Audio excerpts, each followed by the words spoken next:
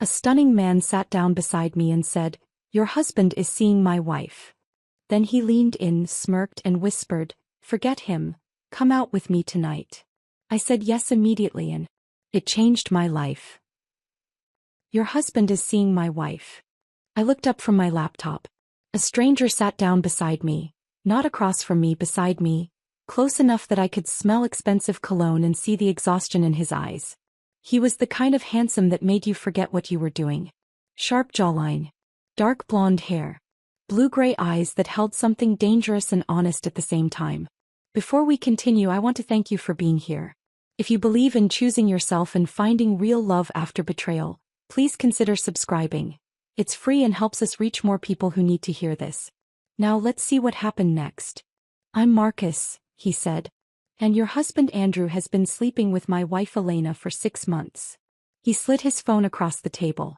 On the screen was a photo of Andrew, my Andrew, with his hand on another woman's face, looking at her the way he used to look at me. My stomach dropped. My hands went cold. The coffee shop noise faded into nothing. Marcus leaned in closer. His smirk was slow and deliberate. "Forget him. Come out with me tonight." I should have said no. Should have walked away. Should have done anything except what I actually did. "Yes," I said immediately. That single word changed everything. "My name is Hannah. I'm 31 years old. And this is the story of how a stunning stranger destroyed my marriage and gave me back my life." But to understand how I got here, sitting in a Starbucks on Capitol Hill saying yes to a man I'd known for less than 5 minutes, I need to take you back to the beginning. To the life I thought I was living before Marcus appeared and showed me the truth.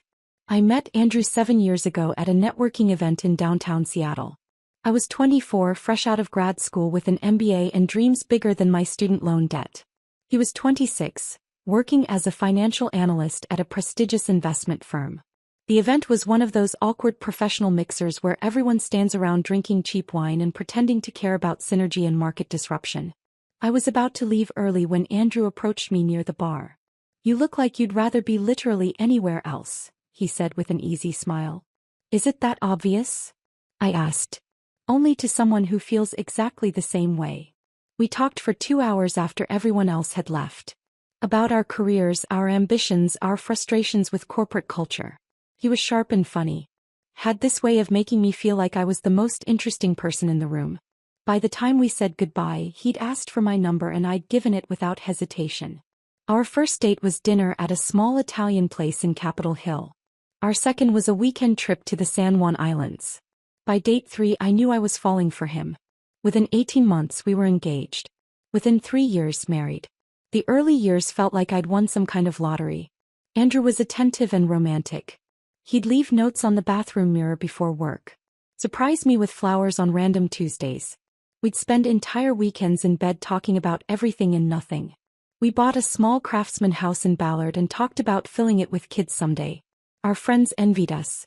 They'd tell us at dinner parties how lucky we were to have found each other, how natural we seemed together, how they wished their relationships had what ours did. I believed them. I believed we were special. That we'd figured out something other couples hadn't. But somewhere around year 3 the foundation started to crack. Andrew got promoted to senior analyst. He came with a significant raise but also brutal hours and constant stress. He started coming home later and later, bringing work frustrations with him. The man who used to ask about my day with genuine interest now barely looked up from his laptop during dinner. My career was demanding too. I'd landed a senior marketing position at a tech startup downtown. The work was exciting but all-consuming. Long hours. High pressure. Constant deadlines. We stopped making time for each other. Date nights became scheduling conflicts. Weekend trips disappeared entirely. Our conversations became transactional. Whose turn to buy groceries, whether we'd paid the electric bill, what time we needed to leave for his company event. The intimacy disappeared slowly, like water evaporating from a glass you don't notice until it's empty. Sex went from passionate to routine to rare. We stopped touching each other with intention. Our bedroom became a place where we slept on opposite sides of the bed, careful not to accidentally make contact. I told myself it was normal. That every marriage goes through phases. That we just needed to push through the rough patch and things would get better. But the rough patch never ended. It just became our new normal. Around 6 months ago things got noticeably worse. Andrew started working late more frequently. Client dinners. Emergency meetings. Weekend conferences. He joined a gym after work, said he needed to de-stress. Started buying expensive cologne I never saw him wear around the house. He changed his phone passcode without mentioning it. Started taking calls in the other room.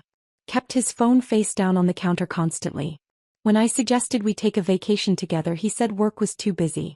When I planned a date night, he canceled last minute. When I asked if everything was okay between us, he got defensive. Said I was being paranoid. That I was creating problems where there weren't any. So I stopped asking. I started doubting my own instincts. Wondering if maybe I was the problem. Maybe I wasn't interesting enough anymore. Maybe I'd let myself go.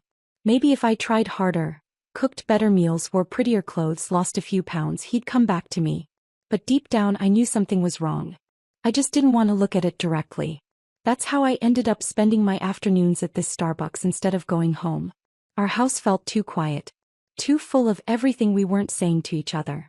Here, surrounded by strangers and white noise, I could pretend everything was fine. My best friend Rebecca kept telling me I needed to confront Andrew. Demand answers. Insist on couples therapy. She'd noticed the change in me over the past year. How I smiled less. Talked about my marriage less. Made excuses when she suggested double dates with her and her husband. But I was afraid of what I'd find if I pulled that thread. Afraid the whole thing would unravel. So I kept pretending. Kept working. Kept waiting for things to magically get better. Until this Wednesday afternoon when Marcus sat down beside me and pulled the thread himself. After he showed me that photo, Andrew with his hand on Elena's face, looking at her with tenderness I hadn't seen directed at me in over a year, everything suddenly made sense. The late nights. The changed passcode. The cologne. The gym membership. The distance. All of it clicked into place like pieces of a puzzle I'd been refusing to see as a complete picture. 6 months. Marcus said 6 months. That meant Andrew had started this affair right around the time things got noticeably worse between us. Right around the time he stopped trying. Stopped pretending. Stopped showing up. I stared at that photo on Marcus's phone, feeling something crack open in my chest. Not heartbreak exactly. Something colder. Sharper. Clarity. The marriage was already over. Andrew had made that decision without me. I was just the last to know. How do you know who I am? I managed to ask. Marcus leaned back slightly, giving me space to process. I hired a private investigator after I found a burner phone in Elena's gym bag 3 weeks ago. She'd been careful but not careful enough. Restaurant receipts on our joint credit card for places she claimed she'd never been. Late-night emergency meetings that didn't match her company calendar. He paused, watching my face carefully. The investigator followed her for 2 weeks. Got photos, timestamps, addresses. Your husband's name came up frequently. Your address too. Why are you telling me this? My voice sounded distant, like it belonged to someone else. Because I'm tired of being the only one who doesn't know what's happening in my own marriage, Marcus said. And I figured you deserved the truth too. I should have thanked him. Should have gathered my things and left. Should have gone home to confront Andrew like a rational adult. Instead, I sat there feeling everything I'd built over the past 5 years crumble around me. I'm sorry, I whispered. Not to Marcus. To myself. To the version of me who'd ignored every instinct, screaming that something was wrong.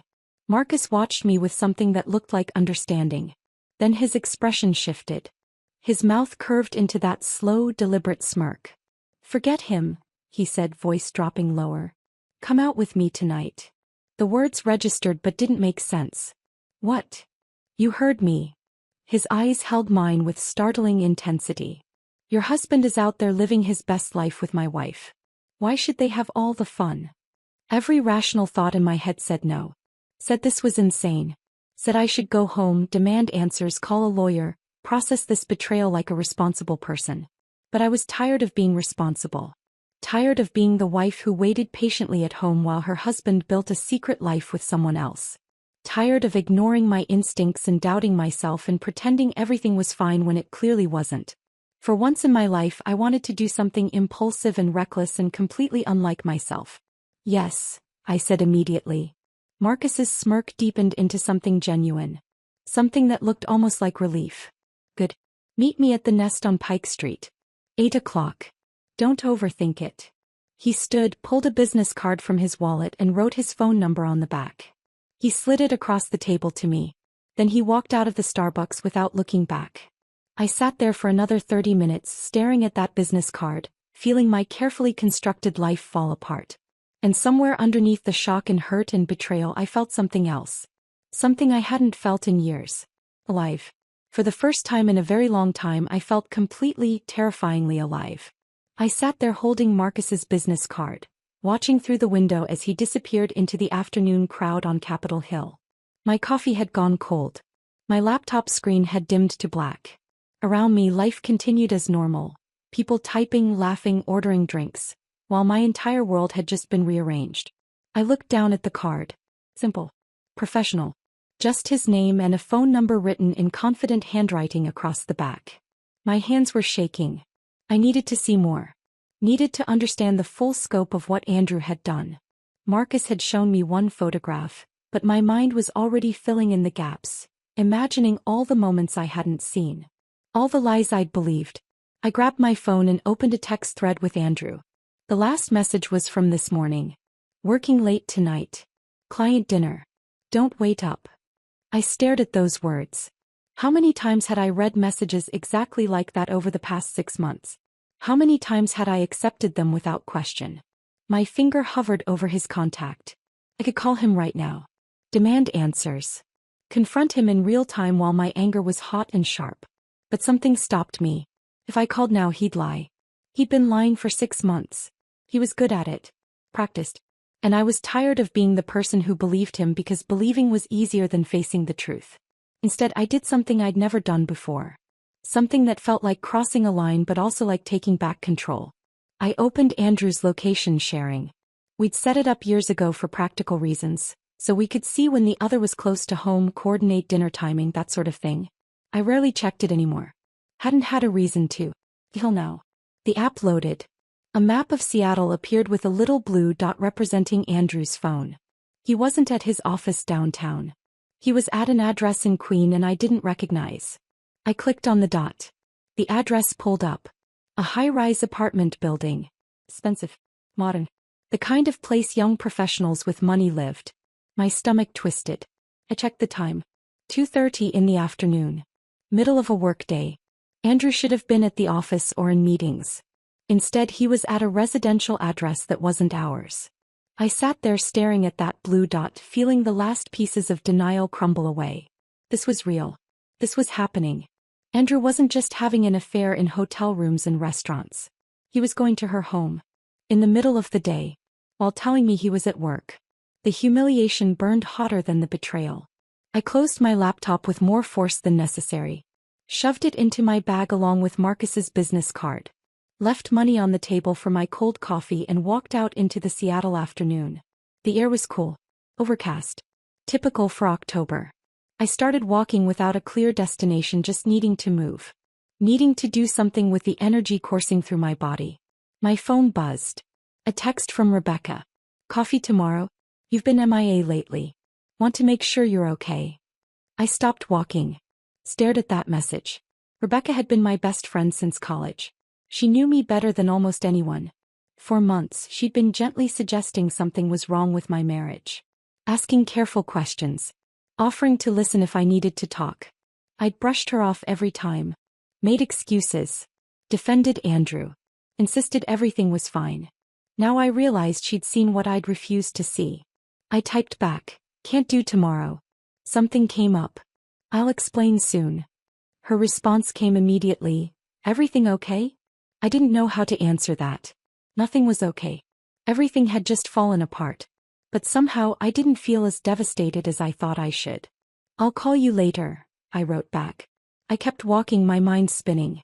I thought about all the times over the past 6 months when Andrew had been distant. Irritable when I asked questions. I'd blamed work stress. Blamed his promotion. Blamed everything except the obvious truth. He'd checked out of our marriage because he was building something else with someone else. And I'd let him. I'd made it easy by not asking hard questions. By accepting his excuses. By being the understanding wife who didn't make demands or create conflict. I thought about the jewelry receipt I'd found 2 months ago while looking for batteries in his nightstand. A purchase from a boutique downtown for over $2,000. I'd checked my jewelry box immediately, wondering if he'd bought me something for our anniversary. Nothing. I'd asked him about it casually the next day. He'd said it was a gift for a client. Part of a business relationship he was cultivating. I'd believed him because the alternative was too painful to consider. Now I knew. He'd bought something expensive for Elena. While I was at home waiting for him. While I was trying to figure out how to save our marriage. The anger hit me then. Not the hot, explosive kind. Something colder. More deliberate. He'd made a fool of me. For 6 months. While I'd been planning date nights he canceled. Cooking dinners he barely touched. Suggesting couples therapy he dismissed. He'd been somewhere else. With someone else. My phone rang. Andrew's name flashed on the screen. I stared at it. Let it ring once. Twice. 3 times. Then I declined the call. 30 seconds later a text came through. Hey, just checking in. How's your day going? The casual tone. The fake concern. Like he actually cared about my day. Like he hadn't been at another woman's apartment an hour ago. I typed back, fine. Busy with work. His response was immediate. Same here. Crazy day. Probably going to run late again. I almost laughed. The lie came so easily to him. So smoothly. Like he'd forgotten what truth even felt like. No problem, I wrote back. Take your time. I put my phone away and kept walking. I ended up at Cary Park without really meaning to. The view of downtown Seattle spread out before me. The Space Needle. Elliott Bay. Mount Rainier in the distance. It was beautiful. Peaceful. Nothing like the chaos in my head. I sat on a bench and finally let myself think about Marcus. He'd been living with this knowledge for 3 weeks. Sitting on evidence of his wife's affair. Watching her come and go. Listening to her lies. That had to be torture. But instead of just confronting Elena or filing for divorce quietly, he tracked me down. Found me at a coffee shop I frequented. Sat down beside me and blown up my life with 6 words. Why? He'd said he was tired of being the only one who didn't know what was happening in his own marriage. That I deserved the truth. But there was something else. Something in the way he'd looked at me. In that smirk when he'd asked me out. He wanted revenge. Not just against Elena. Against both of them. And he wanted me to be part of it. The wild thing was I understood. I understood the anger. The betrayal. The desire to make them feel even a fraction of what we were feeling. My phone buzzed again. Not Andrew this time. An unknown number. I opened the message. This is Marcus. Just wanted to make sure you're okay. I know that was a lot to process. The offer for tonight still stands. No pressure. Just thought you might want company from someone who understands what you're going through. I read the message 3 times. He was giving me an out. Making it clear I could say no. That there was no obligation. But he'd also given me his number. Made the first move. Opened the door. I thought about going home. Sitting in that empty house. Waiting for Andrew to come back from wherever he actually was. Pretending I didn't know. Playing the role of the oblivious wife for one more night. The thought made me feel sick. I looked out at the Seattle skyline. The city I loved. The life I'd built here. The marriage I'd thought was solid. All of it felt different now. Like I'd been living in a carefully constructed illusion and someone had finally pulled back the curtain. I opened my text thread with Marcus and started typing. I'm okay. Or I will be. What time did you say? The response came within seconds. 8 o'clock. The Nest on Pike Street. I'll be at the bar. I sent back a simple thumbs up. Then I stood from the bench and headed back toward my car. I had 5 hours to figure out what I was doing. 5 hours to decide if I was really going to meet a stranger for drinks while my husband was presumably with his mistress. The old Hannah would have gone home. Would have confronted Andrew. Would have handled this the responsible, mature way. But the old Hannah had been blind. Had ignored her instincts. Had let herself be made into a fool. This Hannah, the one who now knew the truth, wanted something different. I wanted to feel seen. To feel wanted. To feel like I mattered to someone. Even if that someone was a stranger using me for revenge. At least he was honest about it. I drove home with Marcus's text still glowing on my phone screen. 8 o'clock. The Nest on Pike Street. I'll be at the bar. 5 hours. I had 5 hours to decide if I was really doing this. But first I needed to go home. Not to confront Andrew, he wasn't even there, but to see our house with new eyes. To look at the life we'd built and understand how much of it had been real and how much had been performance. The drive from Cary Park to Ballard took 20 minutes. I barely registered the route. My hands gripped the steering wheel. My mind kept replaying that photograph Marcus had shown me. Andrew's hand on Elena's face. The tenderness in his expression. The intimacy. I pulled into our driveway just after 3. Andrew's car was gone, of course. He was presumably still at Elena's apartment in Queen Anne, living his secret life while I'd been sitting on a park bench trying to process the ruins of my marriage. The house looked exactly as I'd left it this morning. Small craftsman with blue-gray siding. Window boxes I'd planted with flowers last spring. A front porch where we used to sit on summer evenings with wine and conversation. It looked like a home. Like a place where two people loved each other. But appearances were lies. I unlocked the front door and stepped inside. The afternoon light streamed through the windows, making everything look warm and inviting. But the warmth was surface level. Underneath, the house felt hollow. Empty of everything that mattered. I walked through the living room slowly, looking at everything like I was seeing it for the first time. Wedding photos on the mantel. Us laughing, kissing, looking at each other like we were the only two people in the world. Furniture we'd picked out together at weekend trips to vintage stores. Books on shelves representing both our tastes, our histories, our shared life. All of it felt like evidence now. Evidence of something that had once been real but wasn't anymore. I moved into the kitchen. The table where we used to eat breakfast together before work. The counter where Andrew would make coffee while I scrambled eggs. Simple domestic rituals that had felt meaningful once. When had we stopped doing those things? When had breakfast become something we did separately, in silence, avoiding eye contact?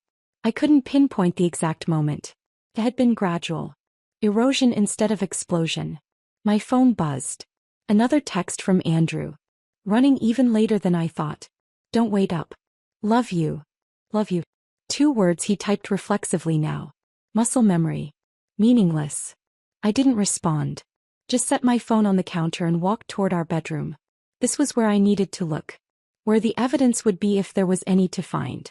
I stood in the doorway for a moment, looking at the bed we'd shared for 5 years. The bed where we used to talk for hours before falling asleep tangled together. The bed that had become a neutral zone where we slept on opposite sides, careful not to touch. I walked to Andrew's side. Opened his nightstand drawer. Inside was exactly what I expected and nothing I wanted to see. Breath mints. The expensive cologne in a sleek black bottle I'd never seen him use at home. A leather-bound notebook I'd never noticed before. I picked up the notebook. Opened it. Inside were dates and times written in Andrew's precise handwriting. Abbreviations that didn't mean anything to me at first. Then I looked closer. Key. Is 7 p.m. Queen Anne. Elena's apartment. W. Lunch. Waterfront Marriott. Where Marcus had photographed them. SI. Weekend. San Juan Islands. The bed and breakfast reservation I'd find evidence of later. He'd been keeping a log. Tracking his affair like it was a project. Something to manage and schedule around his real life. Around me. My hands trembled as I set the notebook down. Closed the drawer. I moved to his closet. Opened the door. His suits hung in neat rows. Shirts organized by color. Shoes lined up on the floor. Everything orderly and controlled. Just like his lies.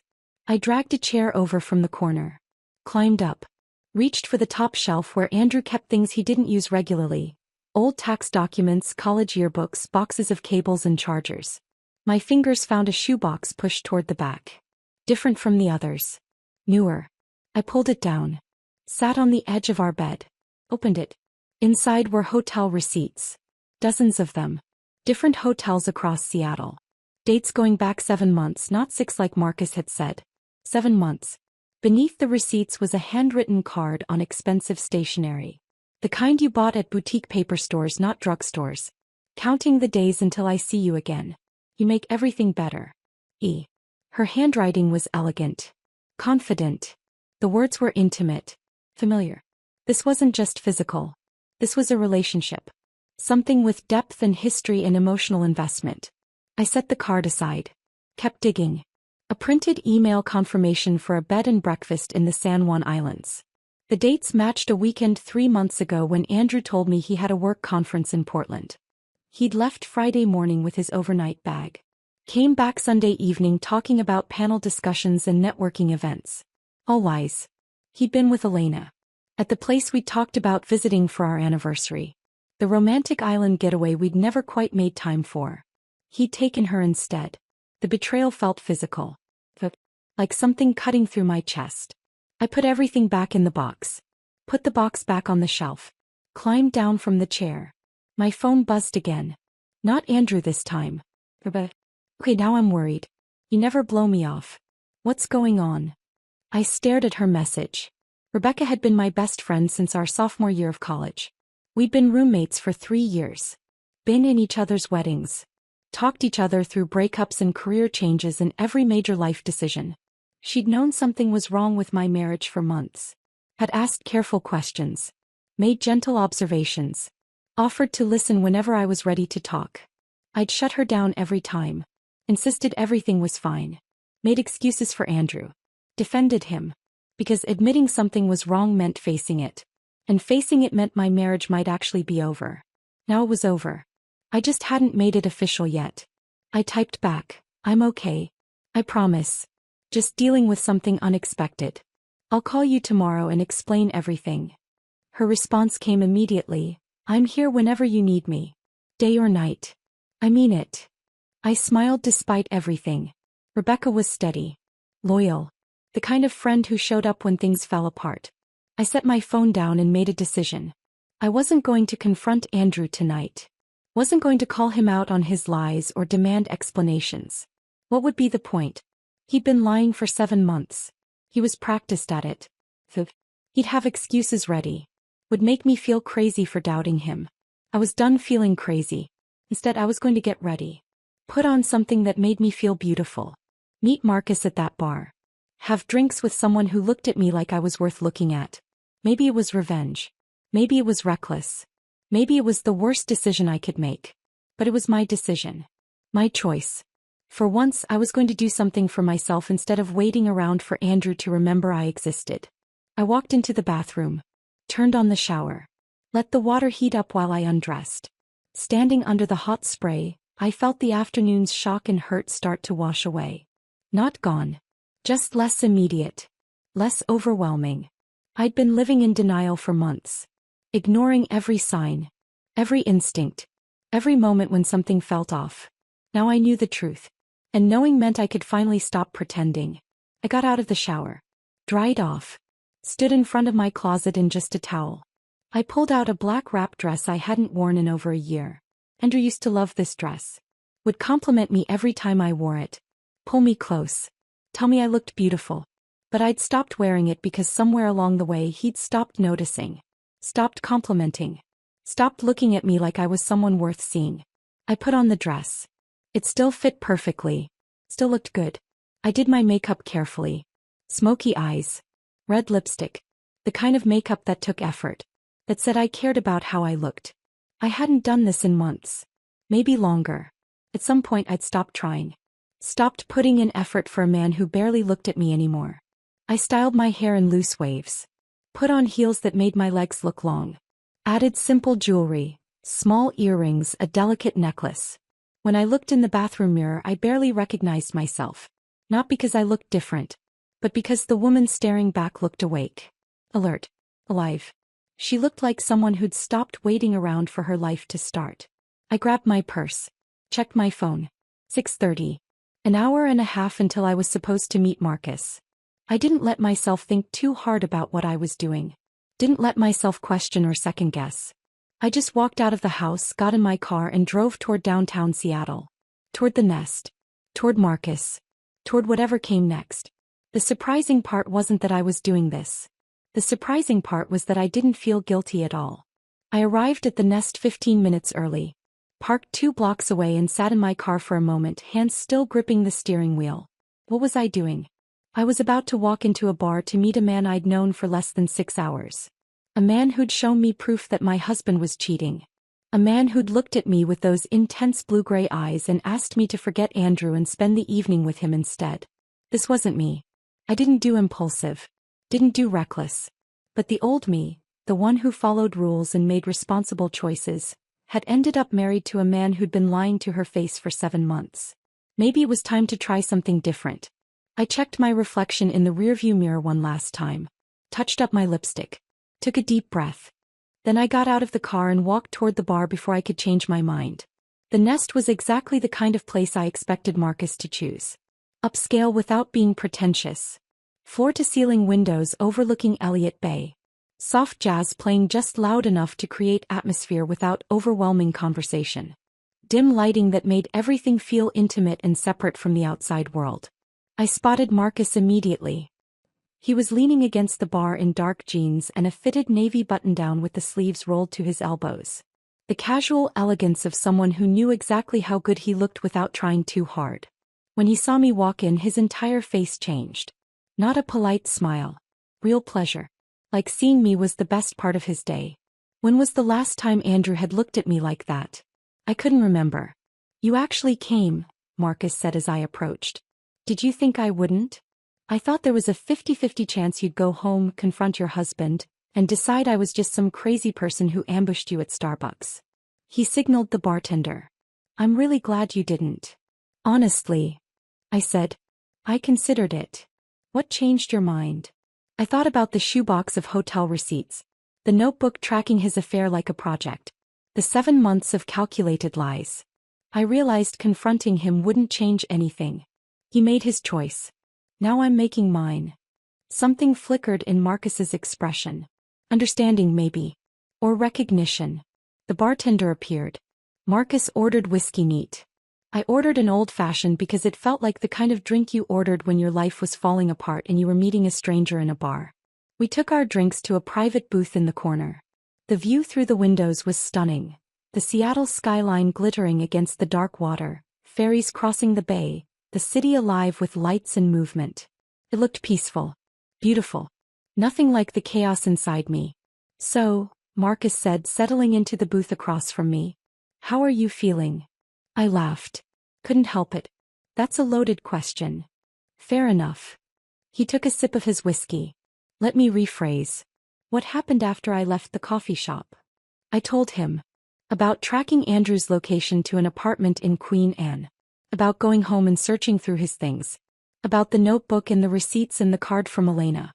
Marcus listened without interrupting. His expression shifted as I talked. Anger, sympathy, recognition. When I finished, he shook his head slowly. 7 months, he said. "Elena told me it started 6 months ago at that conference. But if you found receipts going back 7 months. She lied to you too," I said. "Apparently." He drained the rest of his whiskey. "I hired the investigator 3 weeks ago after I found the burner phone. He confirmed the affair but only tracked them back 6 months. I should have told him to dig deeper. Would it have made a difference?" Marcus considered that. "Probably not. 6 months. 7 months. Either way, they both chose to do this. To lie to us. To build something secret while we sat at home being faithful." The word faithful hit harder than I expected. As I had been faithful. For 5 years of marriage, through all the distance and coldness and neglect, I'd never once considered being with someone else. Till now. "Tell me about Elena," I said, needing to shift the conversation away from Andrew for a moment. Marcus leaned back in the booth. "We met in college. University of Washington. I was studying architecture. She was pre-law. We were together 6 years before we got married." "What was she like then?" "Ambitious. Driven. I liked that about her initially. She knew what she wanted and went after it." He paused. "But somewhere along the way, her ambition became the only thing that mattered. She postponed having kids because she wanted to make partner first. Worked 70-hour weeks. Stopped coming home for dinner. Stopped asking about my day or telling me about hers." Sounded painfully familiar. "I wanted to build a family," Marcus continued. "Design our dream house. Raise kids. Create something lasting. Elena wanted the corner office and her name on the letterhead. Those goals pulled us in different directions until we were basically roommates who shared a last name." "When did you realize it was over?" I asked. "Honestly, about a year ago. But I kept trying. Suggesting date nights she was too busy for. Planning vacations she canceled.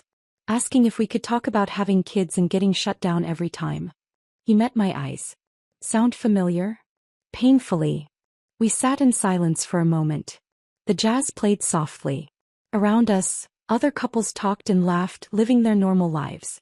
The investigator said the affair started at a legal conference, Marcus said. Andrew's firm and Elena's firm both had panels. They met at some networking event. Started talking. Exchanged numbers.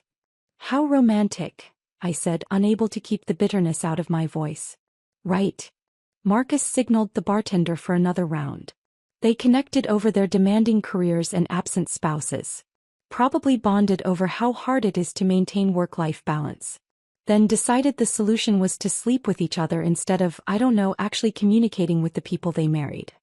The bartender brought fresh drinks. I took a long sip of my old-fashioned, letting the whiskey burn down my throat. Can I ask you something? I said. Why did you wait 3 weeks to tell me? You found out about the affair. Hired an investigator. Got all the proof. Why not just confront Elena? Or file for divorce quietly? Why track me down? Marcus studied his glass for a moment before answering. Because I was tired of being the only one who didn't know what was happening in my own life.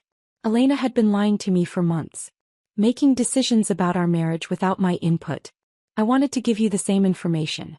The same choice. But there's more to it than that, I said. Isn't there? His mouth curved into that slow, deliberate smirk I'd seen in the coffee shop. You're perceptive. So what's the real reason? Revenge, he said simply. I wanted Andrew and Elena to know what it feels like to be on the other side. To come home and realize your spouse isn't waiting. Isn't sitting there being faithful while you're out building your secret life. I should have been put off by that. By the calculated nature of it. But I wasn't. Because I understood it. Completely. And what do you get out of this? I asked. Besides revenge? Marcus leaned forward. The dim lighting made his eyes look darker. More intense. Honestly, I wanted to meet you. The investigator's report had your name and address. Basic facts. But I wanted to know who you actually were. The woman Andrew was willing to risk everything to betray. The way he said it, not with pity or curiosity but with genuine interest, made my breath catch. And what do you think now? I asked. I think Andrew's an idiot, Marcus said. I think he had something real and traded it for something secret. And I think you deserve better than being someone's backup plan. Something shifted in the air between us. The conversation had moved from shared pain to something else. Something charged and dangerous and electric. I realized I was leaning toward him across the table. That his hand had moved closer to mine. That I wanted him to close the remaining distance. Hannah, Marcus said softly. I need you to know this isn't just about revenge for me. Not anymore. What is it about? This. He reached across the table and took my hand. His touch was warm. Deliberate. This conversation. The fact that I've known you for 6 hours and already feel more connected to you than I have to Elena in the past 2 years. My heart was racing. Marcus. I know it's crazy, he said. I know we're both in the middle of our marriages falling apart. I know this is probably the worst possible timing. But I don't regret approaching you today. Not for a second. I looked at our hands. His fingers laced through mine. The simple intimacy of it. I don't regret saying yes, I whispered. Marcus smiled. Not the smirk this time. Something real and genuine and vulnerable. Good, he said. We stayed at the bar for another hour. Talking about everything and nothing. Our childhoods.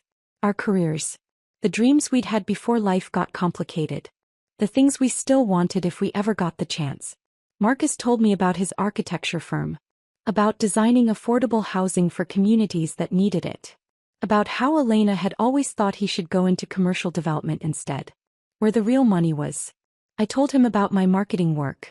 About the startup and the long hours and how throwing myself into my career had become a way to avoid going home to an empty house. Around midnight, Marcus paid the tab and we walked outside. The night air was cool and clear. The waterfront stretched out before us, dark water reflecting city lights. Walk with me? Marcus asked. I nodded. We walked along the pier, close enough that our shoulders brushed. Close enough that I could feel the warmth radiating from him. When did you stop being happy? Marcus asked suddenly. I thought about it. Really thought about it. I don't think it was one moment. It was gradual. Like watching a sunset, where you don't notice it getting dark until you're already in shadow. Marcus stopped walking. Turned to face me fully. That's exactly it, he said. That's exactly what it was like with Elena. We stood there on the pier. The water lapped against the pylons below.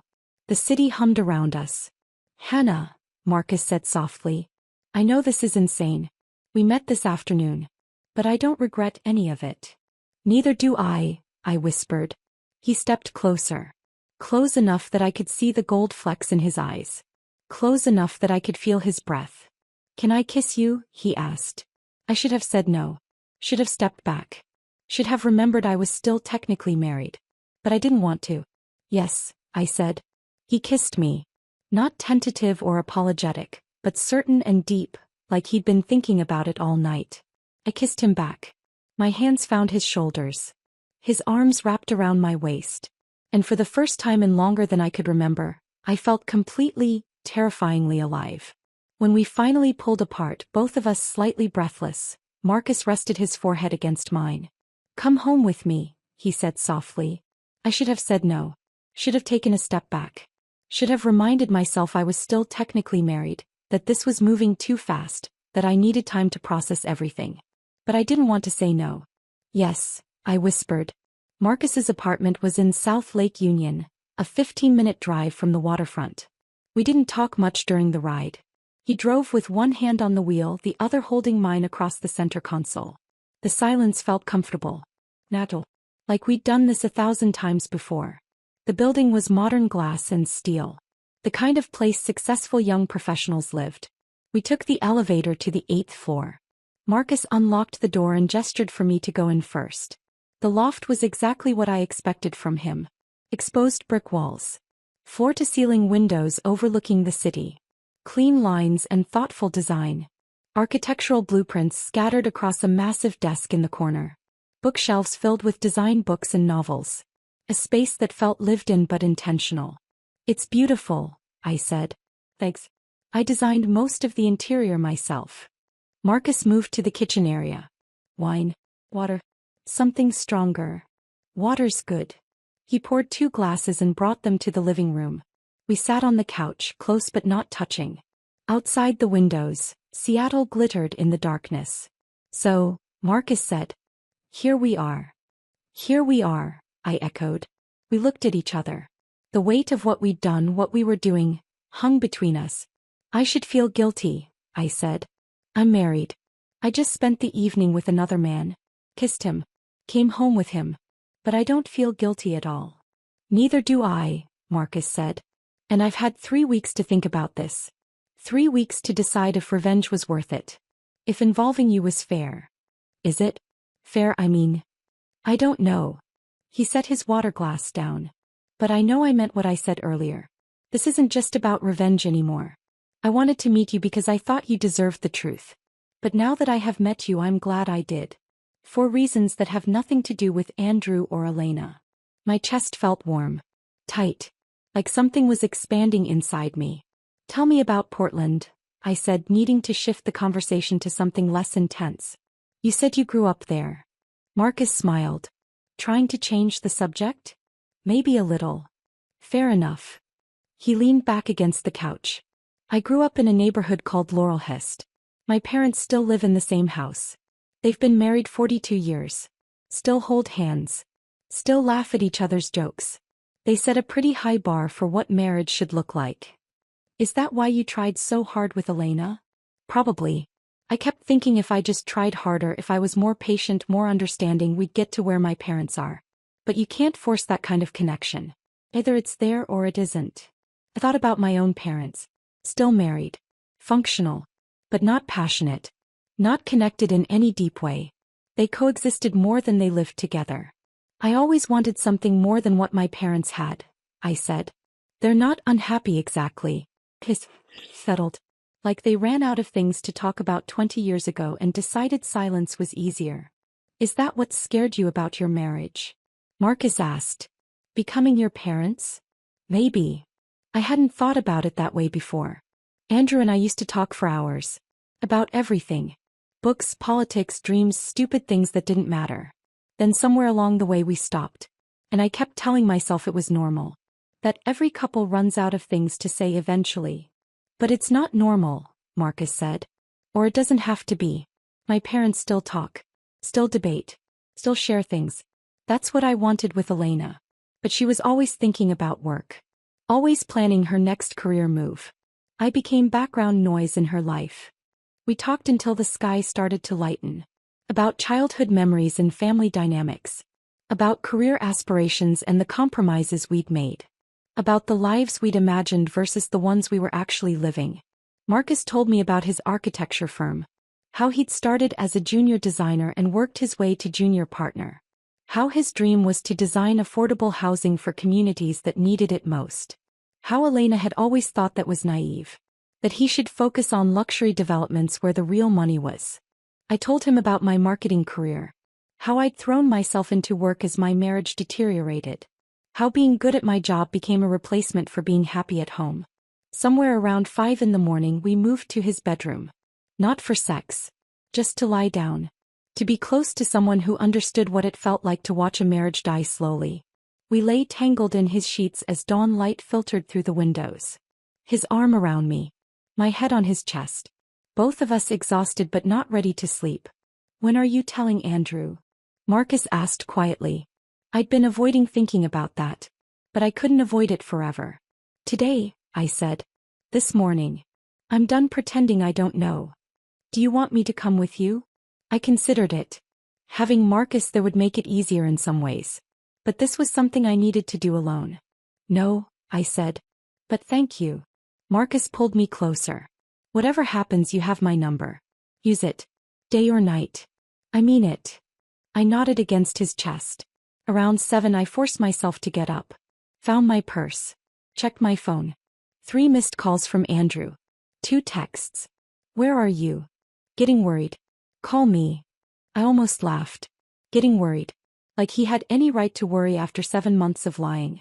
I typed back. Stayed at Rebecca's. Needed space to think. Coming home soon. His response came within seconds. Okay. See you soon. Not, are you okay? Not, what's wrong? Just, okay. Like I was an appointment on his calendar. Marcus drove me back to the Starbucks where this had all started. Less than 24 hours ago, I'd been sitting at that same table thinking my biggest problem was a distant husband. Now I knew the truth. And I had to face it. Thank you, I said before getting out of his car. For telling me. For last night. For all of it. Marcus took my hand. Don't thank me yet. This is going to get messy. I know. But you're doing the right thing. Confronting him. Not letting him keep lying. I nodded.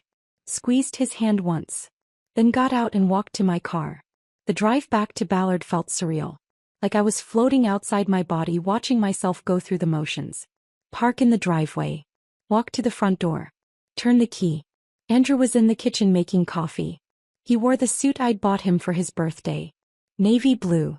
Perfectly tailored. He barely looked up from his phone when I walked in. How's Rebecca? He asked absently. I set my purse on the counter. Took a breath. I wouldn't know, I said. I didn't stay with Rebecca. That got his attention. He looked up. Confusion flickered across his face. What? I stayed with Marcus, I said calmly. Elena's husband. You know, the woman you've been sleeping with for the past 7 months. All the color drained from Andrew's face. His phone slipped from his hand, clattering onto the counter. Hannah. Don't. I held up a hand. I don't want explanations. I don't want apologies. I don't want to hear that it meant nothing or that you still love me. I just want a divorce. The word hung between us. Heavy. Final. Andrew's mouth opened and closed. He looked genuinely shocked. Like the thought of getting caught had never occurred to him. Like he'd actually believed he could maintain 2 separate lives indefinitely. How did you, he started. Marcus found me, I said. Showed me photos. Told me everything. Then I came home and found the rest myself. The notebook in your nightstand. The shoebox of hotel receipts. The card from Elena. Andrew's face went from pale to gray. You went through my things? I almost laughed. That's what you're worried about? My invasion of your privacy. Hannah, please. His voice cracked. We can work through this. It was a mistake. I was confused. She doesn't mean anything. Stop, I said firmly. Just stop. I walked past him toward our bedroom. He followed, words tumbling out in a desperate rush. He'd been stressed. Work was overwhelming. He'd made a terrible mistake. He loved me. He'd do anything to fix this. Couples therapy. Individual therapy. A fresh start. Whatever I wanted. I pulled my suitcase from the closet and started packing. Only my clothes. Personal items. Things that were definitively mine. I didn't want anything we'd bought together. Didn't want reminders of a life that had been built on lies. Hannah, please, Andrew begged. Don't do this. We can fix this. I'll end it with Elena. I'll quit my job if that's what it takes. I'll do anything. I zipped the suitcase closed. Turned to face him. You had 7 months to choose me, I said quietly. 7 months to decide our marriage was worth fighting for. You chose her. Every single day you chose her. Now I'm choosing me. But I love you. No, you don't, I said. You love the idea of having me as backup. Someone to come home to when Elena's too busy. Someone to make you feel like a good person. But you don't actually love me. If you did, you never would have done this. Andrew's face crumpled. So that's it? You're just giving up. I'm not giving up, I said, picking up my suitcase. You already did that. I'm just acknowledging it. I walked toward the door. Andrew grabbed my arm. You said you stayed with Marcus, he said, his voice taking on an edge. Elena's husband. What does that mean? I looked at his hand on my arm. Then at his face. Exactly what you think it means, I said. I pulled free and walked out of the house. Out of the marriage. Out of the life I'd been trying so hard to save. Andrew called my name. Followed me to the driveway. But I was already putting my suitcase in the car. Already getting in. Already driving away. In my rearview mirror I saw him standing in the driveway. Looking lost and smaller than I'd ever seen him. I didn't feel guilty. Didn't feel sad. I just felt free. I drove away from the house with my suitcase in the trunk and no clear destination in mind. Just away. Away from Andrew. Away from the life I'd been trying to save. Away from the person I'd been pretending to be. My phone started ringing almost immediately. Andrew. I declined the call. It rang again. Declined again. Then the text started. Please come back. We need to talk. I'm sorry. I'll do anything. Don't throw away 5 years over one mistake. One mistake. Like 7 months of calculated deception was a single error in judgment. I turned my phone on silent and kept driving. Ended up at a coffee shop in Fremont I'd never been to before. Sat in a corner booth with a latte I barely touched and tried to figure out what came next. I couldn't go back to that house. Every room held memories that felt poisoned now. The kitchen where we'd cooked together. The bedroom where we'd slept. The living room where we'd talked about our future. All of it felt like evidence of a beautiful lie. I pulled out my phone and opened a real estate app. Started searching for apartments. Something small. Temporary. Just a place to land while I figured out my next steps. I found a 1-bedroom in Capitol Hill. Available immediately. 6-month lease. Close to work. Close to the Starbucks where this had all started less than 48 hours ago. I called the landlord. Scheduled a viewing for that afternoon. Signed the lease 2 hours later. By evening I had a new address and no furniture except what I'd brought in my suitcase. I texted Rebecca. Can you help me move some things tomorrow? I left Andrew. Her response came within seconds. Oh my God. Yes. I'm coming over right now. Where are you? I sent her the address. 20 minutes later she knocked on my empty apartment door with takeout Thai food and a bottle of wine. Talk, she said, setting the food on the kitchen counter. Tell me everything. So I did. I told her about Marcus appearing in the coffee shop. About the photo of Andrew and Elena. About going home and finding the evidence. About confronting Andrew and walking out. I didn't tell her about spending the night at Marcus's apartment. That felt too complicated to explain. Too raw. Rebecca listened without interrupting. When I finished she pulled me into a hard hug. I'm proud of you, she said. For what? My marriage just ended. For choosing yourself, Rebecca said firmly. You could have stayed. Could have tried to fix it. Could have let Andrew convince you it was your fault. Instead you walked away. That takes guts. Her words meant more than she knew. I'd spent 5 years trying to be the perfect wife. trying to fix what was broken. Trying to make Andrew happy at the expense of my own happiness. Choosing myself felt revolutionary. Rebecca helped me make a list of things I needed from the house. Essential items I couldn't live without. We agreed to go back the next day when Andrew would be at work. That night, I slept on an air mattress in my empty apartment. It should have felt depressing. Instead it felt like freedom. The next morning Rebecca and I went back to the house. Andrew's car was gone. I used my key to get in, half expecting him to have changed the locks. But he hadn't. The house felt different in daylight. Smaller. Less significant. We worked quickly. Loaded my clothes, books, laptop, personal items into Rebecca's SUV. I didn't take any furniture. Didn't take the wedding photos or the shared belongings. Just the things that were definitively mine. As we were loading the last box, Andrew's car pulled into the driveway. My stomach dropped. Want me to handle this? Rebecca asked, her voice protective. No, I said. I've got it. Andrew got out of his car slowly. He looked terrible. Rumpled suit. Dark circles under his eyes. Like he hadn't slept. Good, a petty part of me thought. Let him feel a fraction of what I've felt. Hannah, he said. Please. Can we talk? There's nothing to talk about, I said, closing the back of Rebecca's SUV. I ended it with Elena, Andrew said desperately. This morning. Told her it was over. That I want to fix my marriage. I looked at him. Really looked at him. The man I'd loved. The man I'd married. The man who'd lied to my face for 7 months. You ended it because you got caught, I said. Not because you wanted to. If Marcus hadn't found me, you'd still be seeing her. That's not true. It is true, I cut him off. And even if you did end it, that doesn't change what you did. You made me doubt myself. Made me feel crazy for noticing something was wrong. That's not love, Andrew. That's manipulation. His face crumpled. I love you. I made a mistake. Please don't throw away 5 years. You threw them away, I said. Not me. You. I got in Rebecca's passenger seat. She started the engine.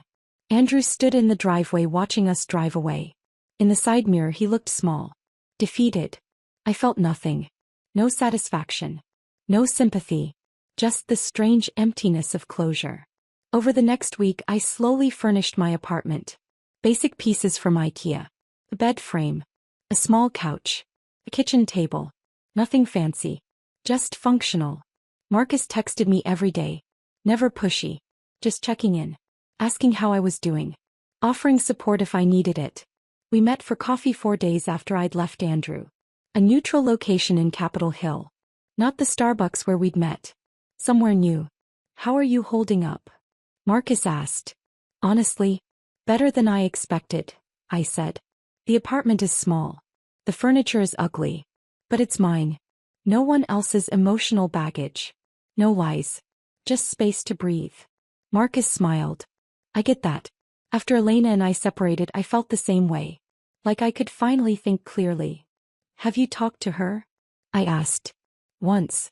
She called after Andrew ended things with her. Wanted to know if I'd told you. He took a sip of his coffee. I said yes. He called me vindictive. Said I'd destroyed her relationship out of spite. Did you tell her Andrew was married too? I did. She claimed she didn't know at first. That by the time she found out, she was already in too deep. Marcus shook his head. I don't know if I believe that. But it doesn't matter anymore. I filed for divorce last week. How did she take it? About as well as you'd expect. Bigger. Blame. Accusations that I'd given up too easily. He met my eyes. But I didn't give up. She did. When she chose to lie. When she chose him. We sat in comfortable silence for a moment. Can I ask you something? Marcus said. Sure. Are you doing this, seeing me because you want to? Or because you're trying to hurt Andrew? The question was fair. Honest.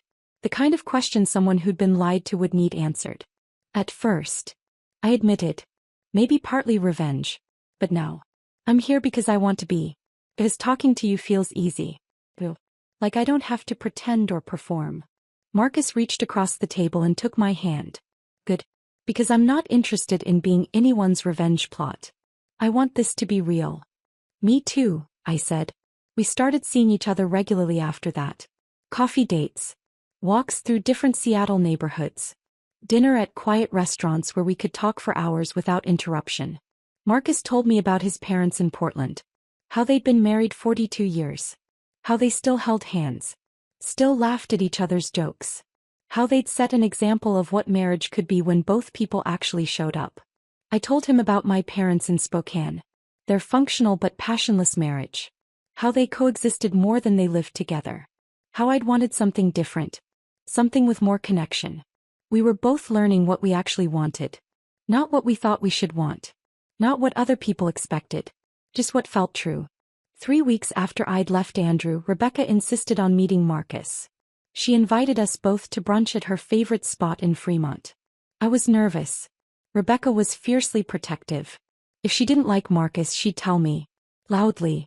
Marcus arrived exactly on time, dressed casually but polished. He shook Rebecca's hand.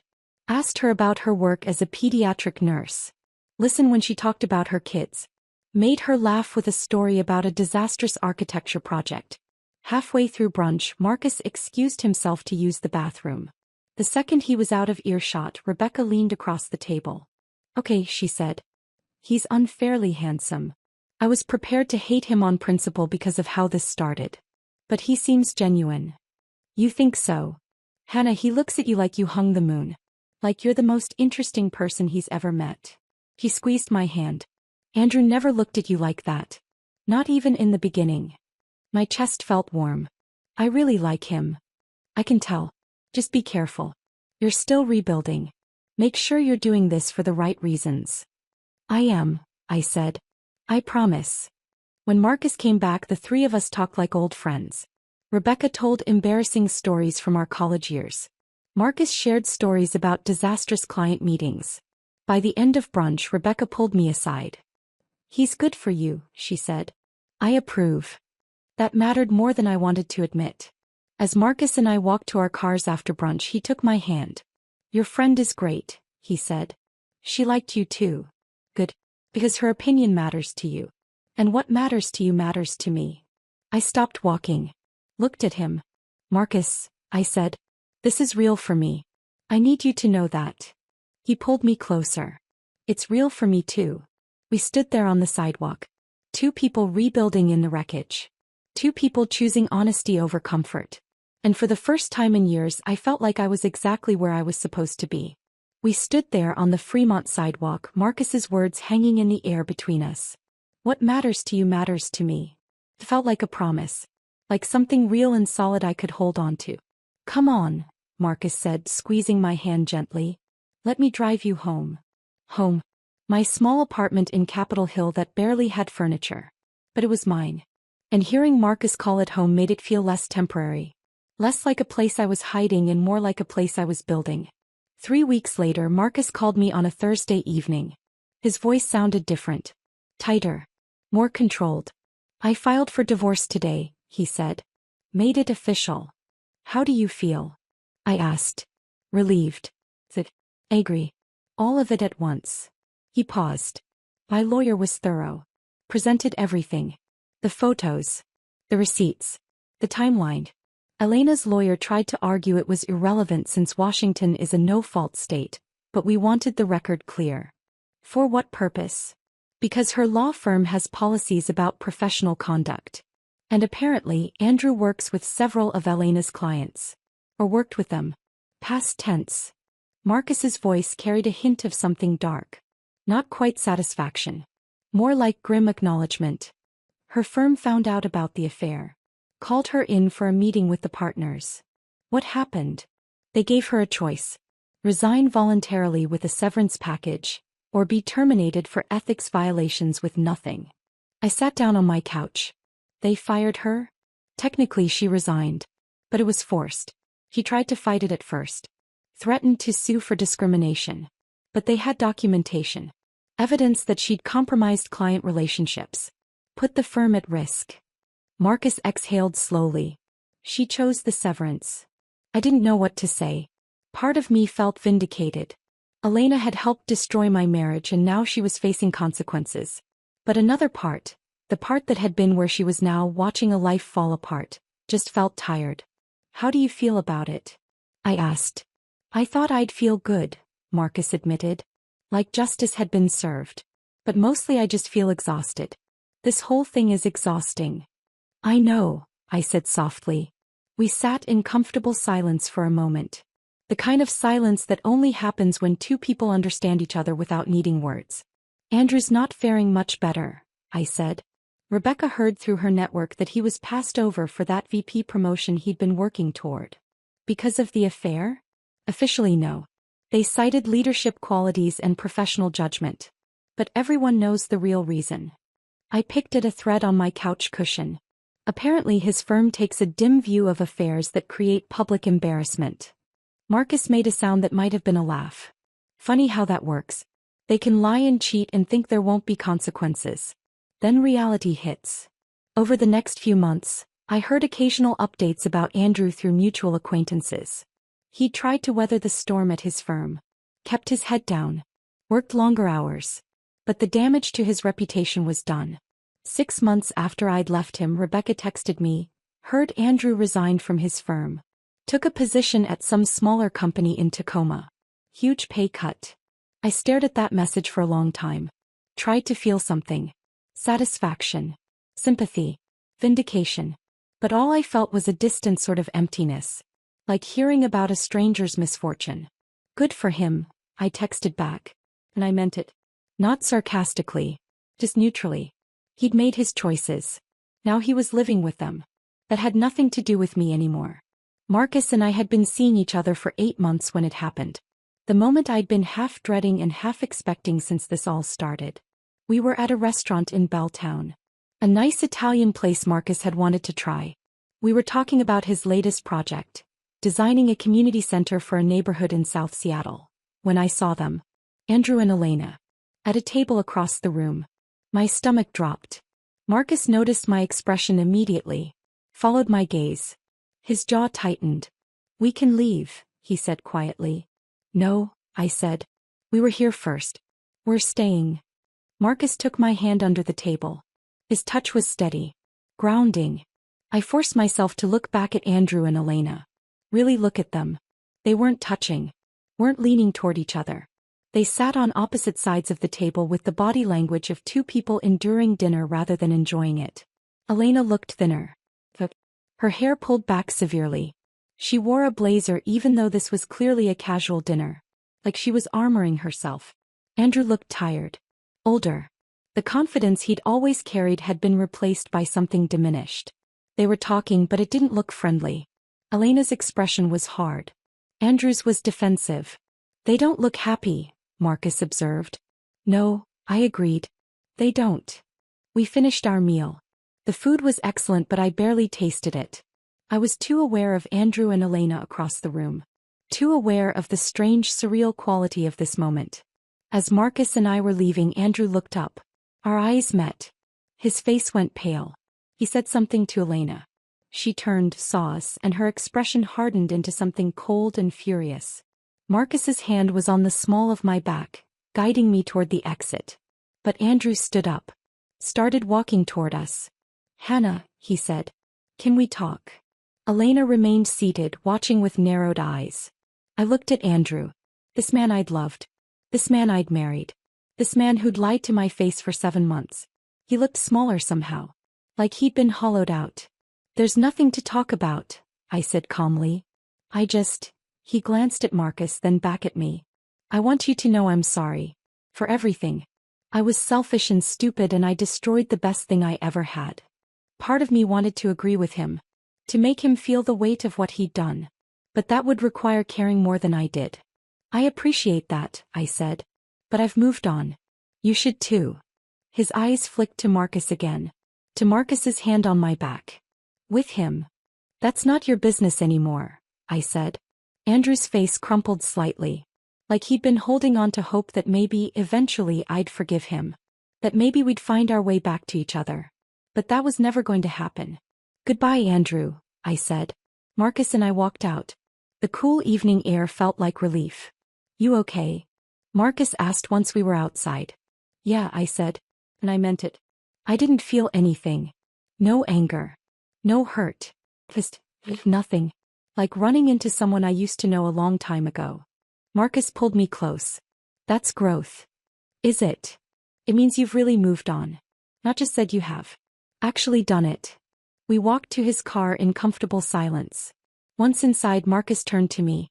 For what it's worth, he said, he's an idiot for losing you. I smiled.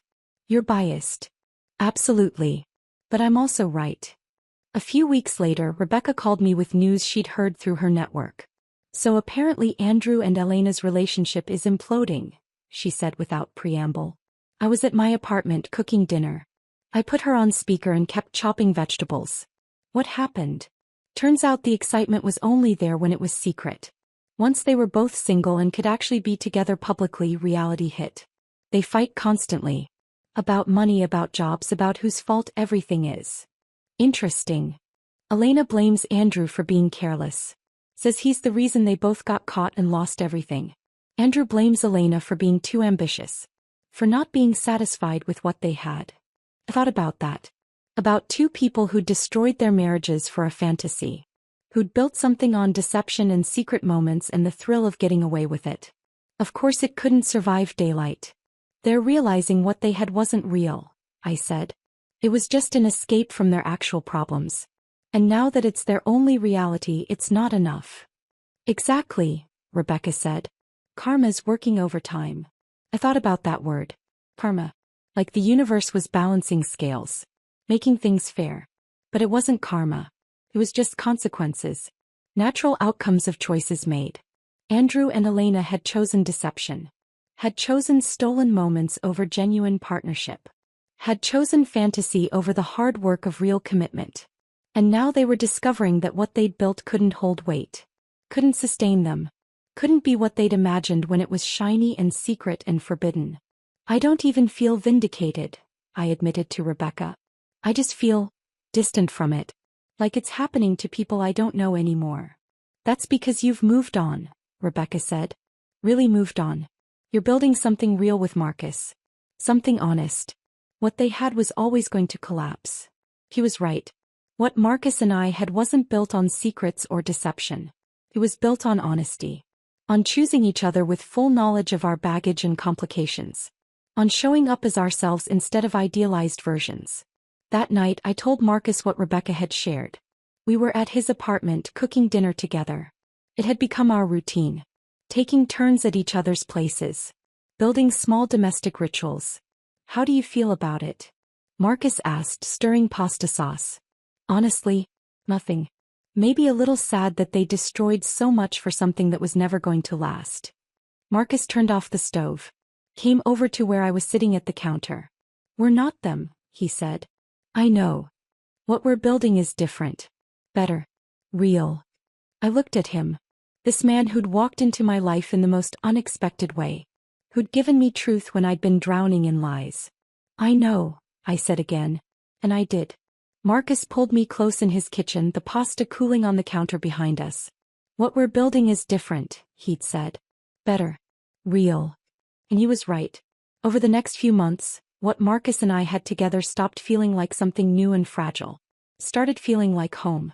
We developed routines. Sunday mornings at the farmer's market in Ballard.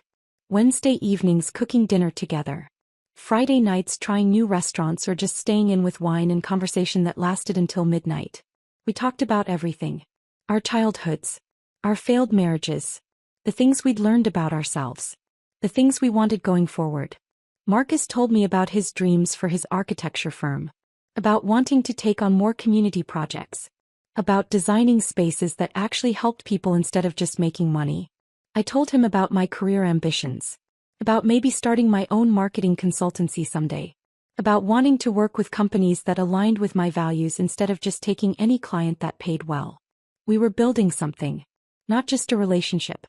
A life. Together. A year after that encounter in Starbucks, Marcus brought up meeting my parents. Thanksgiving's coming up, he said. We were at his apartment, both working on our laptops at opposite ends of his couch, our feet touching in the middle. What are you doing? Usually I go to Spokane. Visit my parents. I looked up from my screen. Why? Can I come with you? My chest tightened. Not with anxiety. With something warmer. You want to meet my parents? I want to be part of your life, Marcus said simply. All of it. Not just the parts that happen in Seattle.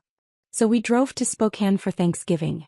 5 hours through eastern Washington, the landscape changing from evergreen forests to rolling hills to flat agricultural land. My mother had been skeptical when I'd told her about the divorce. Worried I was making a mistake. Concerned about what people would think. She'd liked Andrew. Thought we were the perfect couple. But when she met Marcus, saw how he helped carry groceries in, how he asked genuine questions about her garden, how he made me laugh in the kitchen while we prepped vegetables, her concerns melted away. My father pulled me aside after dinner while Marcus was helping my mother with dishes. He's good for you, Dad said. You seem happy. Really happy. I am. I didn't realize how long it had been since I'd seen you like this, he continued. The last few years with Andrew you seemed dimmed somehow. Like you were working really hard at being okay but weren't actually okay. His observation hit me harder than expected. I hadn't realized how much I'd been pretending. How much energy I'd spent maintaining the appearance of a happy marriage while quietly suffocating inside. I was pretending, I admitted. For a long time. I didn't want to admit my marriage was failing. Didn't want to admit I'd made a mistake. Dad squeezed my shoulder. It wasn't a mistake. It just didn't work out. And that's okay. What matters is you found the courage to leave when you needed to. That night, driving back to Seattle, Marcus reached over and took my hand. Your parents are great, he said. They liked you too. I was nervous, he admitted. I know how this whole thing started. I know it looks bad from the outside. Guy finds out his wife is cheating, tracks down the other woman's husband, convinces her to go out with him. It sounds like a revenge plot. It was a revenge plot, I said. At first. You admitted that. At first, Marcus agreed. But then it became something else. Something real. And I was worried your parents would only see the beginning. Not what we've become. What have we become? I asked. Marcus glanced at me, then back at the road. Something I never thought I'd have again. A real partnership. With someone who actually sees me. Who I can be honest with. I feel the same way. Good, Marcus said. Because I'm not letting you go. 6 months later, my lease was up on the Capitol Hill apartment. I'd been dreading the decision about whether to renew or find something bigger. The apartment had served its purpose. A place to land, to rebuild, to figure out who I was outside of my marriage to Andrew. But it had always felt temporary. Like a way station, not a destination. Marcus and I were having dinner at his place when he brought it up. Your lease is up next month, he said. Yeah. I've been meaning to look for something new. Marcus set down his fork. Or you could move in here. I looked at him. Are you sure? Hannah, you're here 5 nights a week anyway. Your toothbrush is in my bathroom. Your clothes are in my closet. We're already living together in everything but name. That's different than making it official. I know, Marcus said. That's why I'm asking. Not because it's convenient. Not because it makes financial sense. But because I can't imagine waking up anywhere that doesn't include you. Because I want this to be our space. Not mine. Ours. I felt tears prick my eyes. Happy ones. Yes, I said. Absolutely yes. Moving in together was seamless. We painted the loft's accent walls a warm gray. Hung my artwork next to his architectural prints. Combined our book collections on the shelves. Created a space that felt like both of us. One evening, unpacking the last box in the kitchen, Marcus wrapped his arms around me from behind. Thank you, he said. For what? For saying yes. That first night at the coffee shop. For taking a chance on something completely insane. I turned in his arms. Looked at his face. This man who'd walked into my life in the most unexpected way. Best decision I ever made, I said. And I meant it. 2 years after that first kiss on the waterfront pier, Marcus took me back to that exact spot. It was evening. The Seattle skyline glittered across the dark water. The air was cool and clear. The same kind of night as that first time, when he'd asked if he could kiss me and I'd said yes without hesitation. Why are we here? I asked, though I suspected I knew. Marcus took both my hands. Because this is where everything changed. For both of us. This is where we stopped being 2 people drowning in bad marriages and started being something else. He let go of my hands. Got down on one knee. My breath caught. I know this started in chaos, Marcus said, pulling a small box from his jacket pocket. I know we met in the worst possible way. I know I walked into your life and blew it up without asking permission. Marcus. But somewhere in the wreckage, he continued, I found the best thing that ever happened to me. You're honest. You're brave. You chose yourself when it would have been easier to stay small and keep pretending. He opened the box. Inside was a ring. Simple, elegant, with a single stone that caught the city lights. I want to spend the rest of my life choosing you back, Marcus said, his voice catching slightly. Marry me, Hannah. Not to replace what we lost, but to build something better. I said yes through tears. Happy tears. The kind I'd forgotten existed during those last years with Andrew. Marcus slid the ring onto my finger. Stood up. Pulled me into a kiss that felt like a promise. We got married 6 months later at a botanical garden in the Columbia City neighborhood. Small ceremony. Just close friends and family. Flowers everywhere. Natural light streaming through the glass conservatory. Rebecca stood beside me as maid of honor, crying happy tears through the entire ceremony. Marcus's best friend from architecture school stood beside him, grinning like he'd never seen Marcus this happy. My parents sat in the front row. My mother cried. My father smiled. Marcus's parents welcomed me like I'd always been part of their family. Told me they'd worried about Marcus during his marriage to Elena. Were grateful he'd found someone who truly saw him. At the reception, Rebecca pulled me aside. You look happy, she said. Like genuinely, completely happy. I am, I said. I'm proud of you. For leaving Andrew. For choosing yourself. For building this. I couldn't have done it without you. Yes, you could have, Rebecca said firmly. But I'm glad I got to be here for it. Later that evening, Marcus and I stood on the small dance floor. Soft music played. His arms wrapped around me. Our friends and family watching with genuine joy.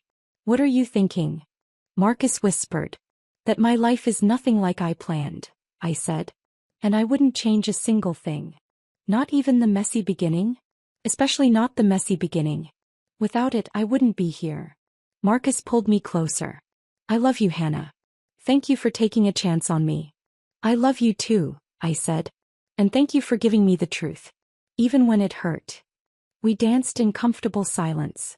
Two people who'd been broken and decided to build something real from the pieces. As the evening wound down, as guests said their goodbyes and headed home, I thought about Andrew. Wondered if he'd ever found what he was looking for. Wondered if Elena had either. Then I let the thought go. They weren't my concern anymore. They'd made their choices. I'd made mine. Marcus took my hand. Ready to go? I looked at him. My husband now. My partner. The man who'd walked into a coffee shop and changed everything. Yeah, I said. I'm ready. We walked out into the Seattle night. Hand in hand. Starting the next chapter of our lives. Together. Honestly. With no secrets. No lies. Just two people who'd been hurt and decided to build something better. And it all began with 6 words from a stranger I didn't know. Your husband is seeing my wife. The worst and best thing that ever happened to me. Because sometimes the door you're terrified to walk through is the one that leads you home. And sometimes the life you didn't plan is better than the one you did. I'd spent 5 years trying to save something that was already dead. Trying to be enough for someone who'd already chosen someone else. The day I let go was the day I finally started living. And I'd never been happier.